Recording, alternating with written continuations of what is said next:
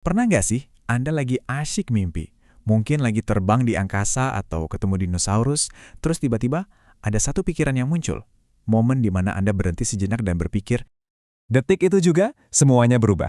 Anda bukan lagi sekedar penonton yang pasif, yang cuma ikut-ikutan alur cerita aneh dari otak Anda. Tiba-tiba, Andalah sutradaranya. Anda yang pegang kendali. Mau terbang lebih tinggi? Bisa. Mau ciptain sebuah istana? Kenapa tidak? Nah, fenomena luar biasa ini namanya lucid dream atau mimpi sadar. Ini tuh sebuah paradoks yang keren banget. Tubuh Anda istirahat total, tapi pikiran Anda sadar sepenuhnya, terjaga. Jadi pertanyaannya, gimana sih keajaiban kesadaran ini bisa terjadi di dalam otak kita? Oke, mari kita bedah bersama. Kita akan mulai dari pengalamannya itu sendiri, lalu kita selami sains di baliknya, gimana cara melatihnya, dan apa arti semua ini bagi persepsi kita tentang realitas. Pertama-tama, kita perlu paham dulu apa sih yang membedakan mimpi biasa yang sering kita alami dengan pengalaman lucid dream yang istimewa ini. Bedanya itu jauh banget. Kalau di mimpi biasa, kita kan cuma ikut arus aja ya. Ada gajah terbang ya kita terima aja.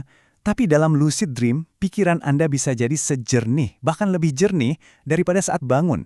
Anda punya kontrol penuh, bisa mengingat, dan punya kehendak bebas. Semuanya terjadi di dalam panggung pikiran Anda sendiri.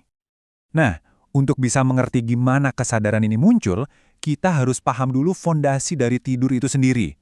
Karena tidur itu bukan cuma sekedar otak kita mati lampu loh. Jadi, otak kita itu melewati dua fase utama. NRM, ini adalah fase tidur dalam buat pemulihan fisik, dan REM. Nah, ini dia panggung utama tempat semua petualangan mimpi kita terjadi. Fase REM inilah yang jadi kunci dari semuanya. Selama fase REM, otak kita itu super sibuk. Bagian emosi dan visualnya bekerja keras, makanya mimpi kita bisa terasa nyata dan dramatis banget. Aktivitas otaknya itu hampir setara loh dengan saat kita lagi fokus kerja di siang hari. Tapi, ada satu sistem pengaman yang sangat penting. Otak kita sengaja mematikan otot-otot tubuh untuk sementara. Ini tujuannya supaya kita tidak benar-benar lari dari monster atau menendang bola sungguhan pas lagi mimpi, yang pastinya bahaya kan? Oke, ini membawa kita ke pertanyaan utamanya. Apa yang beda di otak sampai kita bisa bangun secara mental padahal tubuh kita masih tidur? Gimana saklarnya bisa tiba-tiba menyala?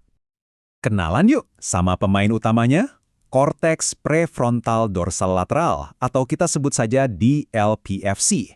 Anggap saja bagian ini adalah CEO dari otak Anda. Dia yang ngurusin logika, berpikir kritis, dan membuat keputusan. Nah, disinilah letak perbedaannya. Dalam mimpi biasa, si CEO ini lagi istirahat, lagi off. Makanya kita bisa terima hal-hal aneh tanpa bertanya-tanya. Tapi selama lucid dream, lampu di kantor CEO ini tiba-tiba menyala lagi. Pusat logika Anda kembali aktif di tengah dunia mimpi. Jadi kita sudah tahu bagian otak mana yang aktif. Tapi apa sih pemicunya? Sinyal apa yang menyalakan saklar kesadaran ini? Biasanya nih, waktu kita tidur nyenyak, otak kita itu beroperasi di frekuensi yang lambat dan santai, namanya gelombang delta atau theta. Tapi para peneliti menemukan sesuatu yang mengejutkan. Pas lucid dream terjadi, ada lonjakan frekuensi yang drastis ke gelombang gamma. Tepatnya di sekitar 40 Hz. Ini aneh banget. Soalnya gelombang gamma itu biasanya jadi ciri khas otak yang lagi super fokus dan sadar, kayak otak seorang pilot yang lagi mendaratkan pesawat. Menemukan jejak kerja keras ini pada orang yang lagi tidur pulas itu sebuah terobosan besar. Terus apa sih kerjaan gelombang gamma ini? Bayangkan dia itu seperti konduktor orkestra di otak. Tugasnya adalah menyatukan dan menyinkronkan berbagai bagian otak yang tadinya kerja sendiri-sendiri. Dia menghubungkan lagi si CEO yang logis di depan dengan bagian visual dan sensorik di belakang. Bukti paling kuat datang dari sebuah studi oleh Dr. Ursula Voss di Jerman. Timnya mencoba memberikan stimulasi listrik yang sangat lemah dengan frekuensi 40 Hz ke kepala orang-orang yang sedang tidur. Hasilnya luar biasa. Stimulasi dari luar ini ternyata berhasil memicu lucid dream. Ini membuktikan kalau gelombang gamma itu bukan cuma efek samping, tapi dia adalah pemicu utamanya. Nah, kabar baiknya, Anda nggak perlu nunggu keajaiban biologis ini terjadi begitu saja.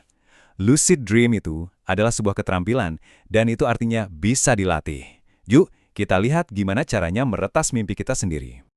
Ada beberapa teknik yang sudah terbukti ampuh. Pertama, mild, yaitu Anda menanamkan niat sebelum tidur, nanti kalau mimpi, aku akan sadar. Kedua, uji realitas. Biasakan diri Anda bertanya, apa ini mimpi di siang hari? Kebiasaan ini bisa terbawa ke alam mimpi. Dan yang paling efektif adalah WBTB, yaitu bangun sebentar setelah 5 atau 6 jam tidur, lalu tidur lagi. Tujuannya untuk mengaktifkan pikiran sadar Anda sesaat sebelum masuk kembali ke fase REM. Kenapa sih kita mau repot-repot melakukan ini? Karena manfaatnya besar sekali. Anda bisa melatih skill motorik, misalnya main gitar, saat Anda tidur. Ini juga jadi alat terapi yang kuat untuk menghadapi mimpi buruk, karena Anda bisa mengendalikan situasinya.